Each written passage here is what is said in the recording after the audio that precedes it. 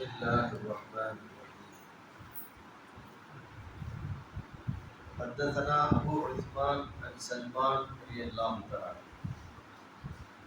قال لا تكونن إن استطعت أول من يدخل السوق ولا آخر من يخرج منها فإنها معركة الشيطان وبها يكسب.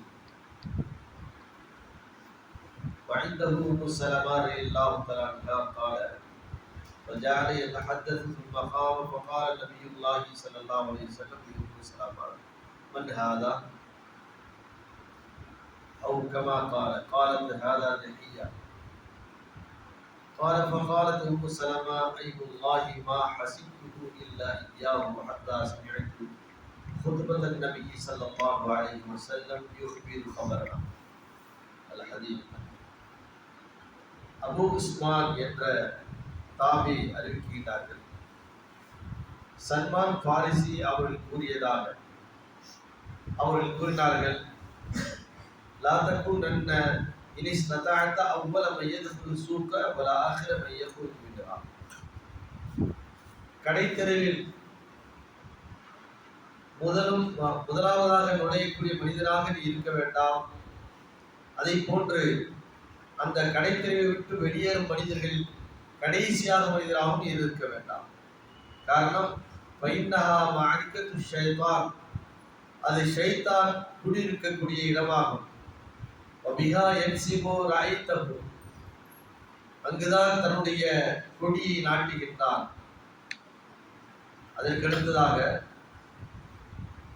சல்மான் பாரிசி அவர்கள் குறிப்பிடுகின்றார்கள், ஜிப்ரீல் அலைஹிஸ்ஸலாத்து வஸ்ஸலாம் அவர்கள் நபியிடத்திலே வந்தார்கள். அப்பொழுது உம்மு சலமா என்ற பெண்ணும் இருந்தார்கள், அவருடைய மனைவி. ஜிப்ரீல் அலைஹிஸ்ஸலாம் அவரிடம் பேசி எல்லாம் பேசி முடித்துவிட்டு எழுந்து சென்று விட்டார்கள் ஜிப்ரீல் அலைஹிஸ்ஸலாம். இப்ப அல்லாஹ்வுடைய தூதர் கேட்டார்கள், உம்மு சலமா இடத்தில் கேட்டார்கள், மன் ஹாதா, ஒரு யாருக்கு தெரியுமா என்று கேட்டார்கள். இவர் தஹியத்துல் கல்புன்னு ஒரு நபித்தோர் இருந்தார், அவர் தான் வந்துட்டு போறார் என்று சொன்னார். அதற்கடுத்து நபி அவர்கள் எதுவும் சொல்லவில்லை. பிறகு பள்ளிக்கு சென்று மெம்பர் படியில் நின்று அந்த சஹாபாக்களுக்கு அவர்கள் செய்திகளை சொல்லிக் கொண்டிருந்தார்கள். அப்பொழுது சொல்லும் பொழுதுதான் எனக்கு தெரியும், வந்தவர் ஜிப்ரீல் அலைஹிஸ்ஸலாம் அவர்கள் தான் என்பது எனக்கு தெரியும்.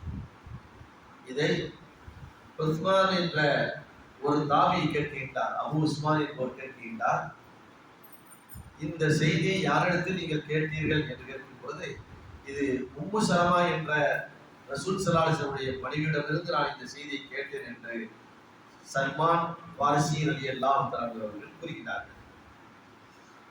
இங்கே உம்மு சலமாவுடைய ஒரு சிறப்பை பற்றி உண்டான ஒரு குறிப்பை குறிப்பிடப்படுகிறது. நபி ஸல்லல்லாஹு அலைஹி வஸல்லம் மனைவிமார்களில் உம்மு சலமா என்பவர்களும் அவருடைய மனைவிக்கு ஒருவராகும். இவர் குறைஷி குலத்தை சார்ந்தவர்தான். உம்மு சலமா அவர்கள் ஆரம்பத்தில் ஹிஜ்ரத் செய்தவர்கள் அபிசினியாவின் பக்கம். அபிசினியாவிற்கு முதலாக ஹிஜ்ரத் செய்தார்கள் அல்லவா, அதில் உம்மு சலமாவும் இருந்தார்கள். அப்பொழுது அவருடைய கணவர் முகீரா என்ற அவருக்கு ஒரு நபித்தோழராக இருந்தார். ஆனால் அந்த அபிசினியாவிற்கு சென்றதற்கு பின்பு அவர் என்ன செய்கிறார் என்றால், அங்கு உள்ள பழக்க வழக்கத்தில் கிறிஸ்தவர்கள் அங்கே இருந்தார்கள். எனவே அந்த அடிப்படையில் அவர் கிறிஸ்தவராக மாறிவிடுகின்றார். அதிலேயே அவருக்கு இறந்து விடுகின்றார். ஆனால் உம்மு சலமா இந்த பெண்ணை அவருடைய மனைவி அழைத்தார், அவர்கள் செல்லவில்லை. அதற்கடுத்து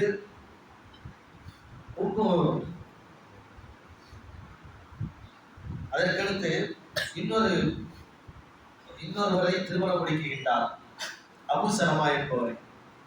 அபூ சலமா என்பதை அவர் சஹாபி. திருமணம் முடித்ததற்கு பின்பு அவரும் ஒரு போர்க்களத்தில் இறந்து விடுகின்றார். அதற்கடுத்து தான் இந்த உம்மு சலமா ரலியல்லாஹு தஆலா அவர்களை நபிகள் ஸல்லல்லாஹு அலைஹி வஸல்லம் அவர்கள் ஹிஜ்ரி 3 அல்லது 4வது ஆண்டு திருமணம் முடிக்கின்றார். நாம் பார்க்க வேண்டியது என்னவென்றால், ஒரு பெண்மணி கணவனுடன் ஹிஜ்ரத் செய்கின்றார். ஆனால் ஹிஜ்ரத் செய்து அபிசினியாவில் இருக்கும் பொழுது அதுக்கெல்லாம் மன தைரியம் வேணும். மார்க்கத்தை காப்பாற்ற வேண்டும், மார்க்கத்தின் அடிப்படையில தன்னை நிலைநிறுத்திக் கொள்ள வேண்டும் என்பதற்காக வேண்டி தன்னுடைய நாட்டை விட்டு துறந்து செல்கின்றார். சென்ற இடத்திலும் கூட தன் கணவர் மதம் மாறிவிடுகின்றார். ஆனால் இந்த பெண்மணி அவ்வளவு உறுதியாக இருக்கின்றார். என்ன தெரிஞ்சிருக்காங்க அவங்களுக்கு? நபியை பற்றி ஈமானிலே அல்லாஹ்வுடைய அச்சம் உள்ளத்தில் ஆழமாக பயந்ததன் காரணமாகத்தான் உம்மு சலமா சொன்னார்கள், நான் ஒரு காலமும் இந்த மார்க்கத்தை விட்டு வரவே மாட்டேன் சொன்னார். அங்கே அவர்களுக்கு பாதுகாப்பு கொடுக்க முடியாது, யாரும் இல்லை. ஒரு சில குறிப்பிட்ட சஹாபாக்கள் தான் சென்றார்கள். அந்த இடத்திலும் கூட அவர்கள் உறுதியாக இருந்தார்கள். அதற்கடுத்து நபி அவர்கள் மதீனாவிற்கு ஹிஜ்ரத் செய்து வந்து விட்டார்கள் என்ற செய்தியை கேள்விப்பட்டவுடன் எங்கே வருகிறார்கள்? மதீனாவிற்கு வருகின்றார்கள். மதீனாவிற்கு வந்ததற்கு பின்புதான் அபூ சலமா அவர்களை திருமணம் முடிக்கின்றார்கள். அவரும் சிறிது ஆண்டுகளிலே இறந்து விடுகின்றார். அதற்கடுத்து யாரை முடிக்கின்றார்கள்? அல்லாஹ்வுடைய தூதர் ரசூல் ஸல்லல்லாஹு அலைஹி வஸல்லம் அவர்களை திருமணம் முடிக்கின்றார்கள். அந்த முடிந்ததற்கு பின்பு நடந்த ஒரு நிகழ்வை தான் இங்கே குறிப்பிடுகின்றார்கள். ஜிப்ரீல் அலைஹிஸ்ஸலாம் அவர்கள் இந்த உலகத்திற்கு வரும் பொழுது அவருடைய உண்மையான உருவத்துடன் வந்திருக்கின்றார்கள். அதை 2 தடவை நபி அவர்கள் பார்த்திருக்கின்றார்கள். பயங்கரமான தோற்றமாக இருக்கும்.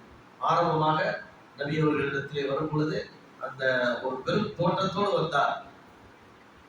அப்படி இன்னொரு தடவை அதே மக்காவிலே இருக்கும் பொழுது இன்னொரு தடவை ஜிப்ரீல் அலைஹிஸ்ஸலாம் தன்னுடைய ஒரிஜினல் தோற்றத்தோடு வந்திருக்கின்றார்கள். அது வானத்துக்கும் பூமிக்கும் உள்ள மிகப்பெரிய பிரம்மாண்டமாக அவர்களுக்கு தெரிந்தது.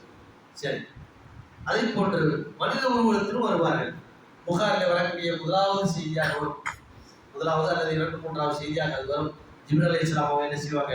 மனித உருவத்தில் வருவார்கள். ஆடைகள் எல்லாம் பெண்மையாக இருக்கும். அவருடைய முடிகள் எல்லாம் அப்படி ஒரு மனிதர் எப்படி சீவி தன்னை அலங்காரமாக ஆக்கி கொண்டு வருவாரோ அப்படி ஒரு அழகிய தோற்றத்தில் வலித்தார். பயணத்துடைய எந்த ஒரு கலைப்பு அவருடைய முகத்தில் தெரியவில்லை. வந்து சென்றதற்கு பின்புதான் நபி அவர்கள் கேட்டார்கள், இப்போது உங்களுக்கு மத்தியிலே வந்தார், அவர் யாருன்னு தெரியுமா? அல்லாஹ்வுடைய தூதரே, நாங்கள் எங்களுக்கு தெரியாது என்று சொன்னதற்கு சொன்னார்கள், வந்தவர் ஜிப்ரீல் அலைஹிஸ்ஸலாம் உங்களுக்கு மார்க்கத்தை எப்படி கற்றுக் கொடுக்க வேண்டும் என்பதற்காக வேண்டி வந்து விட்டு செல்கின்றார்.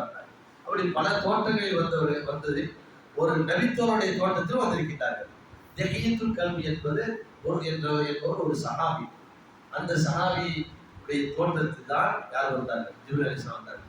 அப்போது தன்னுடைய இல்லத்தில் இருக்கும் பொழுது, இல்லத்தில் யாருடைய இல்லம் என்று சொன்னால் உம்மு சலமாவுடைய இல்லம், அவருடைய வீட்டிலே இருக்கும் பொழுதுதான் இந்த ஜிப்ரீல் அலைஹிஸ்ஸலாம் தஹியத்துல் கல்வியுடைய தோற்றத்தில் வருகின்றார்கள்.